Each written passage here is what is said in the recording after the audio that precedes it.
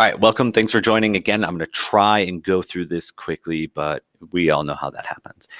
So in Mr. Olson's honors pre-calculus class, Bonnie got a score of 83 on her first test. At first, she was disappointed, but then Mr. Olson told the class that the distribution was fairly symmetric, so normal, with a mean of 76 and a standard deviation of 4. So I've highlighted there, underlined there more so, the important things there. The question being told is to determine Bonnie's z-score and interpret that score. Did Bonnie do well? So remember that to calculate a z-score, we do mu, for one, we do x minus mu over sigma. So x minus the mean over the standard deviation, where x represents the observation that we are particularly looking at. In this case, we're talking about Bonnie's score. So she got an 83. So we'll have 83 minus mu, which was the mean for this distribution. The mean was 76, and the standard deviation was 4. So this is going to give us 7 over 4, or 1.75. Now, cool, z is equal to 1.75. How in the world does that help me? Does that mean that Bonnie did better than 175% of the people in the class? No. That tells me what her z-score is. To find out the probability of observations that fall below Bonnie's score, I have to now look at this z-score table. So looking at this, and then I'll scroll back over there, I'm looking at the 1.7. So Bonnie got a 1.7 for her z-score, and then an additional 0.05. So I'm going to the 1.7, and then the 0.05, and I'm looking at where those two rows and columns meet. So I'm looking right here. This score is my p value. So z being 0.17 or 1.75 tells me that p is equal to 0.9599. Again, I got that from this z-score table. So to interpret this, this is now the probability of data that falls below Bonnie's score. So if we're going to interpret, we would say Bonnie has a z-score of 1.75, which tells us that her score is better than 95.99% of other students. So originally, Bonnie's looking at her 83 and she's like, dang, a B. I didn't do very well. But now if she looks at this, well, you did better than about 96% of people who took that test. To give us an idea of what this looks like with the normal distribution, just keep in mind your normal distribution has this general shape, and that was a very bad example of it, has that general shape. So if we're talking about 95.99%, we're talking about something like right here, this actually probably a little bit further to the left, about right here. Remember that we have like +2 standard deviations right here, +1 standard deviation right here. So that p-value of 0.9599 is giving me the probability of everything to the left of Bonnie's z-score. If I were to get a z-score of like 1, that's telling me just 1 standard deviation. So that would just be the regular plus sigma. All right, let's look at a different type of question here. The distribution of weights of 9-ounce bags of a particular brand of potato chips is approximately normal, with a mean of mu being 9.12 ounces, and a standard deviation being equal, sigma being equal to 0.05 ounces. Draw an accurate sketch of the distribution of potato chip bag weights. Be sure to label the mean as well as the points 1, 2, and 3 standard deviations away from the mean. So all I'm doing here is drawing a quick example of that normal distribution. So we're going to have a normal curve, relatively normal curve. I always have a little bit of a slope to that. Our mean is right here in the middle. So we'll say mu equals 9.12. You can have ounces. And then we want to label each standard deviation away from that. So we'll say here, right about there, once that curve switches, we'll have positive 1 standard deviation, which would be 9.17 ounces. Well, how did I know it was 9.17? The mean was 9.12, and the standard deviation is 0.05. This was plus 1 standard deviation, so I added 0.05 to this. If I go out to plus 2 standard deviations, I would be talking about 9.22 ounces. And if I go out to 3 standard deviations, I'm now talking about 9.27 ounces. So I'm just continuing to add that standard deviation each time. On the other side, switching that, I'm going to have minus a standard deviation. So I'm subtracting 0.05, that's going to give me 9.07 ounces, minus 2 standard deviations, which will give me 9.02 ounces, and minus 3 standard deviations, which will give me 8.97 ounces. Just having this idea of how to sort of draw that normal curve and how those standard deviations helps you. If you were now saying, look, this bag of potato chips is 9.2 ounces, you have an idea of where that is falling. 9.2, I'm looking at something like here. So I'm doing better than maybe 92%, or 92% is falling below that. If I got something that was 8.98 standard deviations, ounces. If I had 8.98 ounces, I'm talking about something right here, which means man, I got gypped on this bag of chips, because there's not often a bag of chips that has less than this.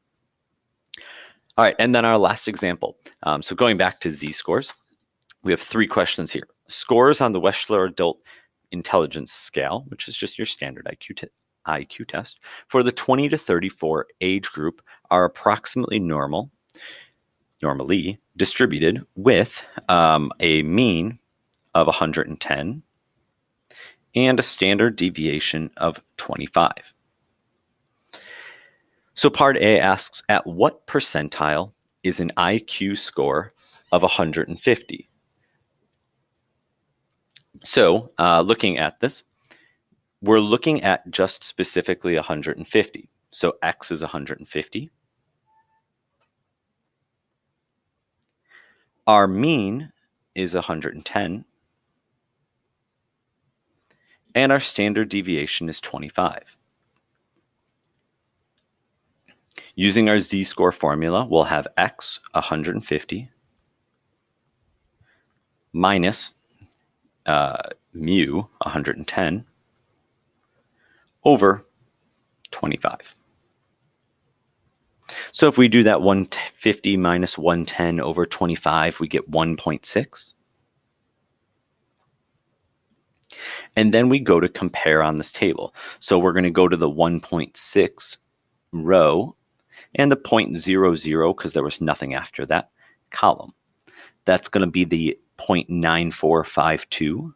So P is equal to 0.9452, which means that it's the 94.52 percentile.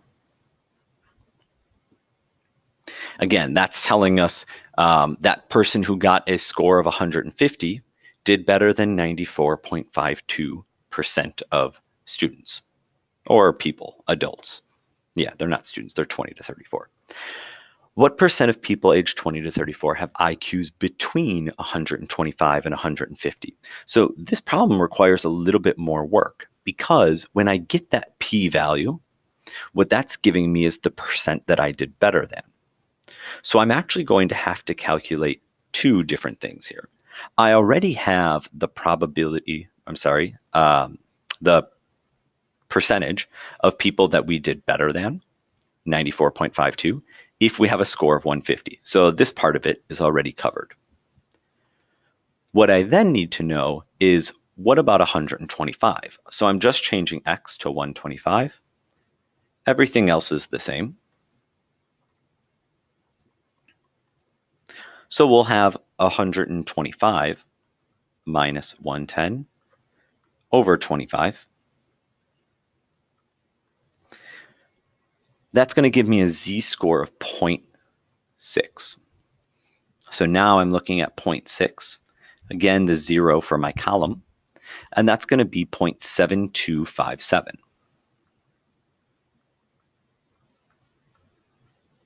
Well, what is this p-value really telling me? If I got 125 on the IQ test, I did better than 72.57% of people who took the test. But I'm not looking for what percent did you do better than. I'm looking for what falls between these two. So if you think about sort of your normal distribution, I'm just going to draw it up here.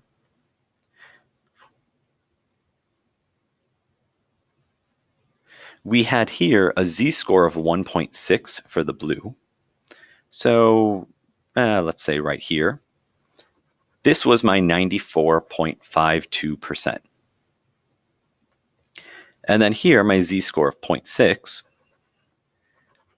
this was my 72.57%.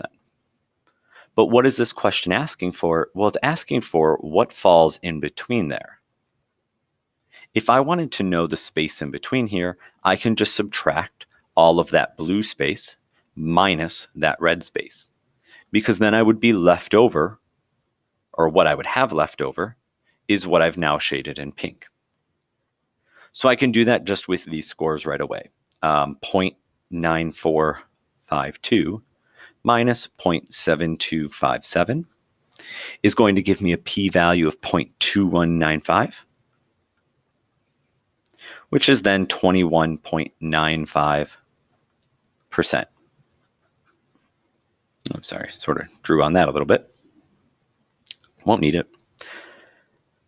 All right, so here I've just found 21.95% of people fall between those two. And then last, talking about Mensa. So Mensa is an elite organization that admits as members people who score in the top 2% on an IQ test. What score on the Wechsler Adult Intelligence Scale would an individual have to earn to qualify for the Mensa membership? So they only take the top 2%. And we're asking, what score must they get? So we're trying to figure out, what is X? Now the mean is not changing, 110 over 25. Now this is a z-score formula. So the first thing that we want to do is say, well, what is P? If they only take the top 2%, P is not 0.02, because P represents the amount of observations that fall below. So P must be 0.98, or 1 minus 0.02. 100% of people minus the 2% that we are going to take. So we're looking at P being 0.98. Looking at our Z table, or z-score table, we're going to look for the closest idea to 0.98, which comes in right about in between these two. So I'm looking at 2.0, and just scrolling up here, I have 0.05, 0.06. Because it's not super accurate for that 98%, I'll take the 0.06. So we're going to use 2.06 So our p-value of 0.98 is going to equate to a z-score of 2.06. Then we can use that in our z-score formula. We're looking for a z-score to be 2.06. Solving this, we're going to get x minus 110 is equal to 51.5. So x equals 161.5. That means that for a person to be admitted to Mensa, they have to have gotten 161.5 or higher on the IQ test. All right, so that just goes over again how to use a Z table to calculate some percentages that fall above or below. If you don't have one of those tables, don't worry, we'll hand one out to you. If you do have one, get started on whatever worksheet that we handed out to you. Good luck.